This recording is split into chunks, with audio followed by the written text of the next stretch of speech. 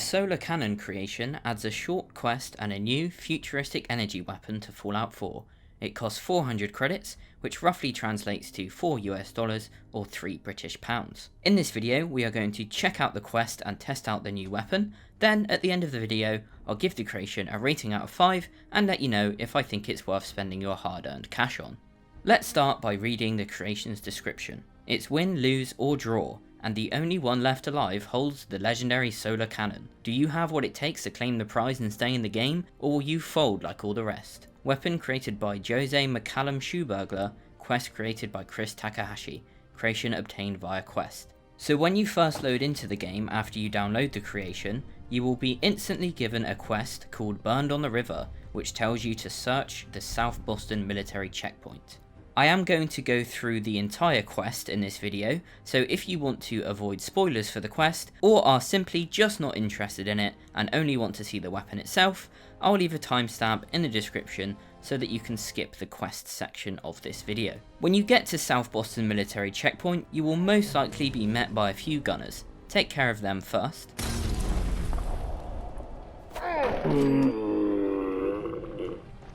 Then you can make your way over to the quest marker, where you will find a dead gunner called Jack. On him you'll find a note called Sarge's Clue number 1 and Gunner Jack's note. The first clue reads, "For months I've been stashing away loot, sneaking off at night, and no one suspects a thing. Not that it was hard to do, they're a clever bunch of jarheads when they need to be, but give them some R&R and their minds turn messier than a grenade in a toilet. Anyways, since it's easy to get lost in the wastes, I wrote a bunch of clues to help me find it. The first clue I filed away at the Red Rocket, to the northwest of this outpost. I've got a cabinet rigged to open with a few dings. The trick is the number of times you have to sound the bell. But like Queen always says, you gotta press your luck. That tattoo on her face is the only key you need. Just count the leaves and play her tune." Gunner Jack's note reads, "At first I refused to believe it. Sarge had been acting weird, sure, but everyone has their days when you're living in the shit. The 5 of us started out in the same squad, Semper Fi, band of brothers, all that shit and more. In a word, we were inseparable. But after I saw what he wrote, there was no defending him.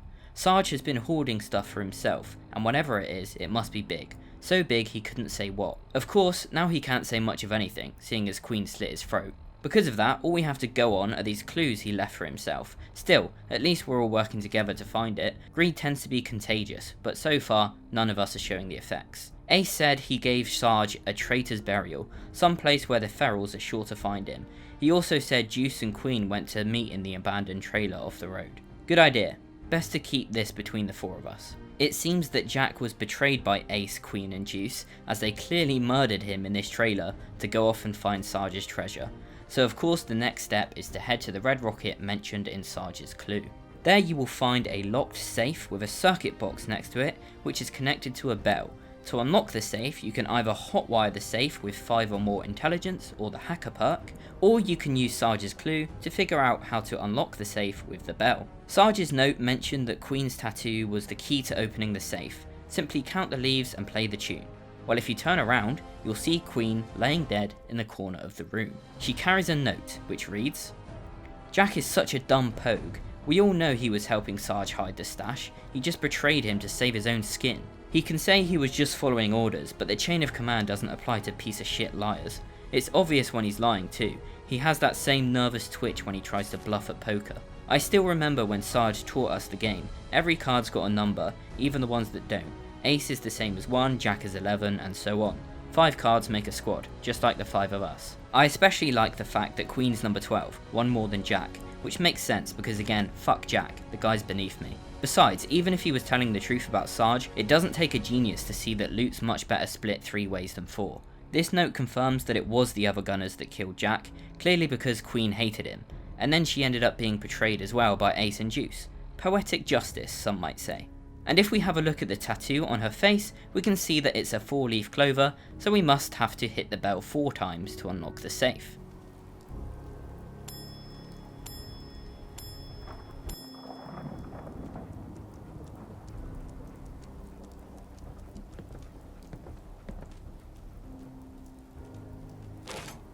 Inside the safe is the next clue, which reads, "For the next clue, I hid a safe east of here inside a house that's painted red. Of course, once I get there, I'll need a code to open it, something that's easy to remember, and seeing as you're a godly man, Sarge, I think I'll have you look to the south for a sign. When you see it, just count the rockets pinned in the alley, then the craters holding the moon, and then finally the stars underneath. When you head over to the quest marker, you will find Ace dead on the floor, so it seems the backstabbing continues. Juice must have killed Ace to claim the treasure for himself. Ace is carrying a note which reads, "It's gonna be real funny seeing the look on Queenie's face when we cut her out. She thinks I'm sweet on her, the bitch will never see it coming. Now me and Juice can split the loot between the two of us. Hopefully he can figure out these clues. Matt always said he was the smart one. The best part is he's my goddamn brother. I don't care how much loot the Sarge has stashed, there's no way he'd betray me." Well, it seems Ace's trust for his brother Juice was very much misplaced. If you then go around to the back of the house, you'll find the house painted red that's mentioned in the clue, which is a red doghouse. Inside is a safe which can either be unlocked with a code, or you can crack the safe with 3 or more stars in the locksmith perk. To get the code, you need to look at the billboard outside the front of the house. The clue told us we could find the code by counting the rockets pinned in the alley, then the craters holding the moon, and then finally the stars underneath. There are 5 pins, 3 holes in the bowling ball, and 6 stars, therefore the code must be 536.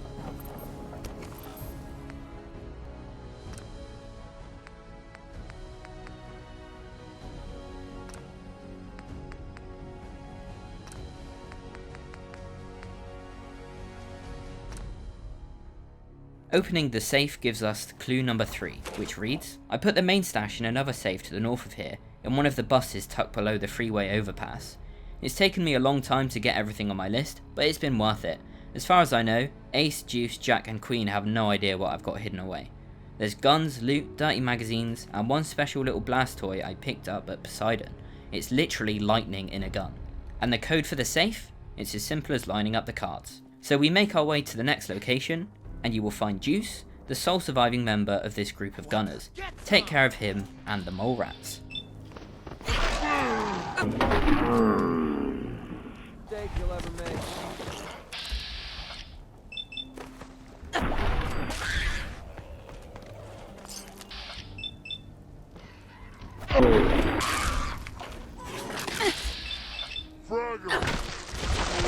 Worth wasting my bullet. Juice carries a note, which reads, "I found the safe, but I can't figure out this last lock. Sarge's clue said something about lining up the cards. What fucking cards? On top of that, I keep getting this feeling I'm being followed. Maybe I shouldn't have left the clues in the other safes. I locked them both, and there isn't a scav in the Commonwealth smart enough to open them." Juice's feeling about being followed was correct, but his assumption that we wouldn't be able to figure out how to open the safes was clearly very wrong. So to open the final safe, you have to line up the cards, which after reading all the notes is quite easy to figure out. In Queen's note, it mentioned that the Queen card is number 12 and Jack is number 11, and it's pretty easy to work out that Ace is 1 and Juice is 2, so put them in order and the code should be 1, 2, 11, 12.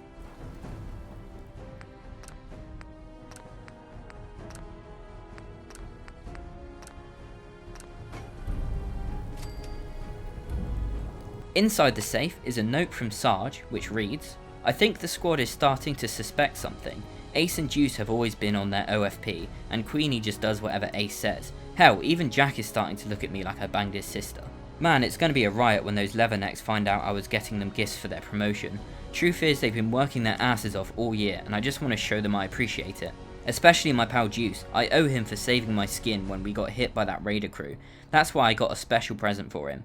I know he hates our 6-legged friends with a passion, and this solar cannon is an all-purpose bug zapper with a trigger." Supposedly Uncle Sam contracted Poseidon Energy to build this bad boy before the war, as part of their R&D. I got my hands on it during a raid on their old lab a while back, but I kept it a secret from the others. It's dangerous for one, and I didn't want any of the new enlistees to barbecue their hands off. Besides, a prize like this needs to go to someone who deserves it, and I can't think of anyone more deserving than my men. They've been with me through good times and bad, and it's time I reward them for their loyalty." So it seems it was just a massive misunderstanding that led to the death of every single member of this gunner crew. I can't say I feel particularly bad for them, because also inside the safe is the main attraction of this creation, the solar cannon rifle.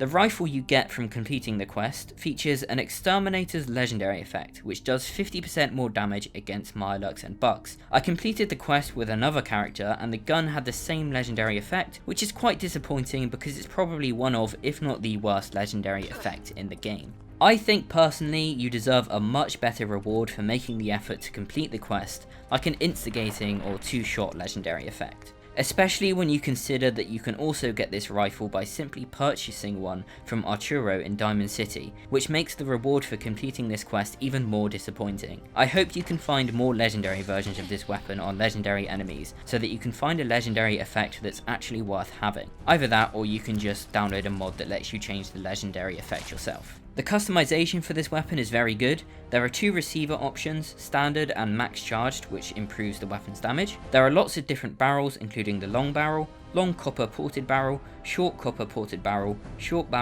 copper barrel and long ported barrel. There are 4 stocks, standard, full, light and marksman's. There are 3 capacitors, standard, improved and advanced. Lots of sights, which are standard, glow, short scope, medium scope, long scope, short night vision scope, medium night vision scope, long night vision scope, short recon scope, long recon scope and reflex sight. There are even a few different paints to choose from, including black,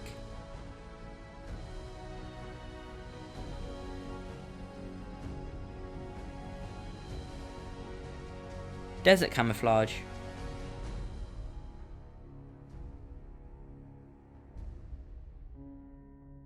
green,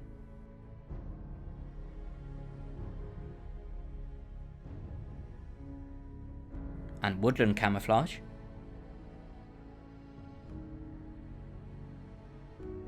And one of my favourite things about this creation is the decals, which include the Atom Cats, Brotherhood of Steel, Enclave, Gunner, Institute, Minutemen, Railroad, and Sawtooth. The gun looks fantastic. It certainly looks like a high quality, well designed weapon with some nice details such as the manufactured in USA decal and the caution radioactive decal.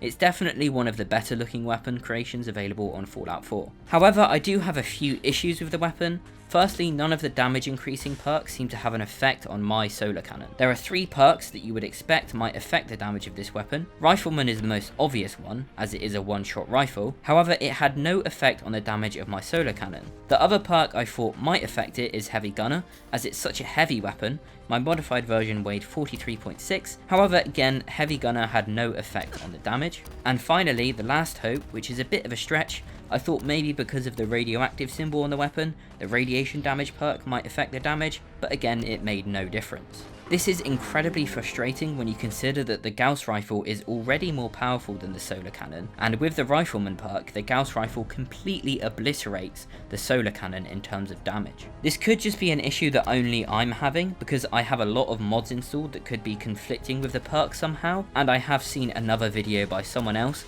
where the damage of the weapon was increased by the Rifleman perk, so it might work for you. Either way, I hope Bethesda releases a patch that fixes this bug soon. Another annoying feature of this weapon is that it's not accurate at all when hip firing, which is understandable as it's a sniper rifle. However, what is not understandable is how ridiculously slow the projectile travels through the air. It makes it very frustrating to use at long distances, as it's incredibly easy for targets to just dodge the projectile. This is less apparent when you use VATS. It's actually quite effective in VATS because you always have a chance of hitting, but when you're free firing, it's very difficult to actually hit your targets from long range with this thing, because if your target moves, you're going to miss them. It also has a painfully slow rate of fire, making its mediocre damage even more frustrating. Using this thing when you're up against multiple enemies is almost impossible, because you'll be dead before you can even fire enough shots to kill them all. Another annoying feature of this weapon is the effect it had on the lighting in my game. Every time I fired a shot when scoped in, the screen would go unbearably dark to the point where I couldn't even see who I was shooting at anymore, making using scopes absolutely pointless, which is extremely frustrating considering that this weapon is very much designed to be used as a long-range sniper. You are probably starting to notice a running theme here. This is not a fun weapon to use, it's actually very frustrating to use, it's not very powerful, and it's very buggy. For those reasons, I'm going to give this creation 3 stars out of 5. I would have given it 2 stars for the weapon itself, but the quest was very good, which brings this creation's overall score up to a 3. There are much better weapons on the Creation Club. I recommend saving your money or getting the prototype Gauss rifle instead. But of course, as always, you've now had a chance to see the creation for yourself, so you can make your own mind up on whether you think it's worth buying. That will take us to the end of this video. I do hope you enjoyed it or found it helpful in some way. If you did, please leave a like and hit subscribe, and click the notifications bell button next to the subscribe button to be notified every time I upload a new video. Remember, I am doing a Fallout 76 giveaway, so if you want to enter that, look down in the description and you'll find a link to the giveaway. Now just sit back, relax, and enjoy watching the solar cannon rifle in action. I'll see you in the next video. Good luck out there in the wasteland.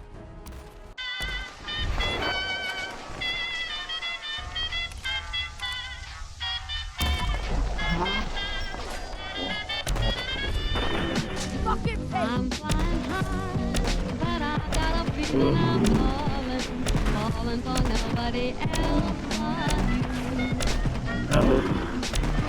You caught my eye, and I've got a feeling I'm falling. Show me the ring and I'll jump right through. I used to.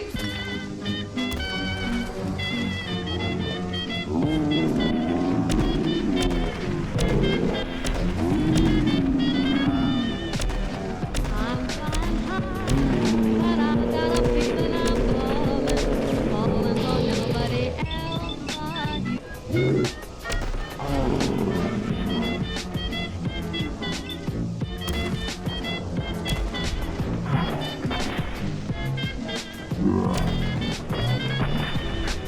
I've got a feeling I'm falling for nobody else.